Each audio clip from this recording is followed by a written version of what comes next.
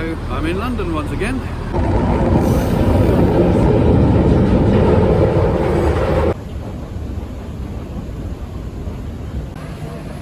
So here I am once again in Oxford Street. Yeah, it's a busy old place. Not so busy with traffic these days, but very busy for pedestrians. Here's a new one on me. They have an entire shop here, House of Secrets, for Harry Potter fans. It's amazing. Well, I'm not a Harry Potter fan, but I'm still amazed that they will fill a whole shop, but I suppose the fan base is big enough. Look at this.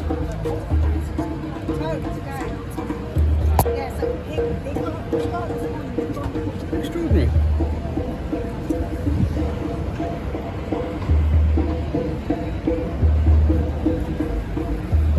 The shop itself looks pretty big.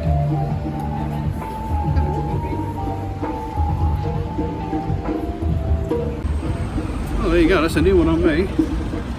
Oh, good luck to the Harry Potter fans. This is Wells Street. Random shop.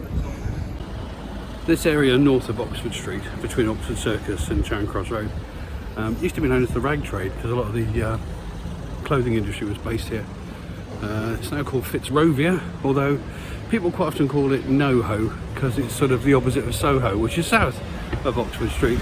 This is north of Oxford Street, and a lot of stuff here to do with the film industry. Still quite a lot of fashion houses here based, quite a lot of tailors, etc, etc. But I'm going somewhere quite different. Fur shop, not many of those around these days. Now then, this is my destination.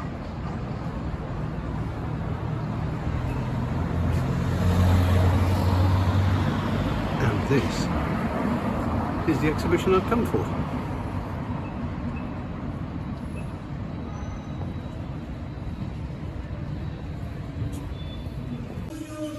The scripts are amazing.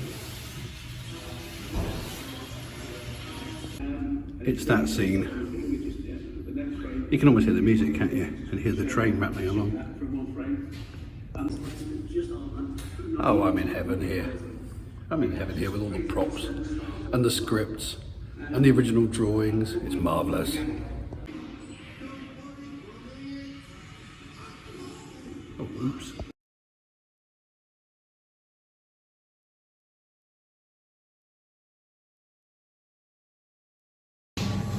Quick break before the next event for today in rather a decorative pub. And exceptionally quiet for central London, it must be said.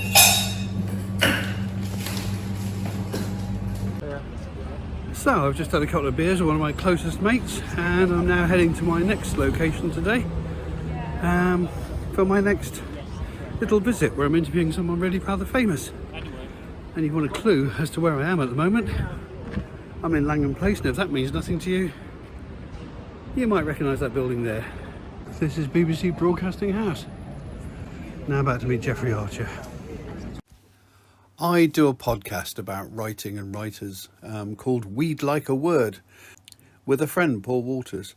And on this episode we were interviewing Jeffrey Archer, a man who has sold 300 million books and whose life story reads like a book in itself. If you want to hear the whole podcast, you can find it on iTunes, you can find it on Spotify, anywhere good podcasts are held. So that's We'd Like a Word. Thank you very much for having me on. I have to say, I get interviewed by a lot of people who don't read the book and genuinely don't have serious and sensible questions. We always read the book. What a privilege to be on this podcast. Many thanks.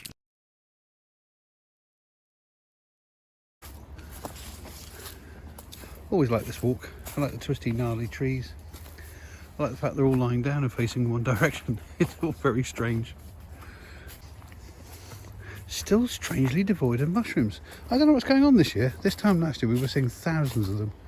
This year, despite the fact it's been reasonably warm and quite a bit wet, not seen many. A few parasols, a couple of jelly ears, lots of earth balls, it must be said, and quite a few small common puff balls, but Almost nothing else. Oh, we did have some milk caps around some of the oak trees about a month ago, but pretty much nothing else. And a lot of this down through here is elder and hawthorn, which again is normally a place where you find a lot of fungus. So yeah, can't quite explain why, but it is definitely the case we're not seeing a lot at the moment.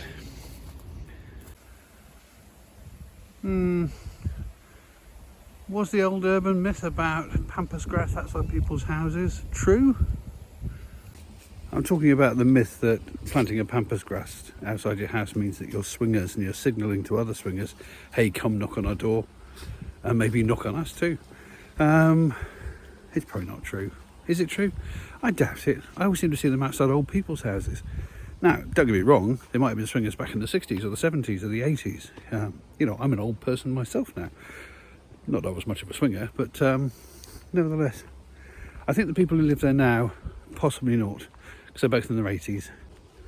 And as for throwing your keys into a bowl, do mobility scooters have keys? I'll be honest, I have been suffering a little bit of hagstone regret. That big one I found the other day and I said it was too big to take home. I kind of wish I had now, because they are a bit of a rarity. I mean, they're not super rare, they're not worth anything or anything like that, sort of worth anything, but it's so rare you actually find a hagstone in the wild. I mean, this field is absolutely covered in flints, and I've maybe found 4 or 5 in the last God knows how many years. So yeah, they're not a common thing, and maybe I should have capitalised it. But what do you think the chances are of me actually finding it on this field now? I can't even remember where I threw it.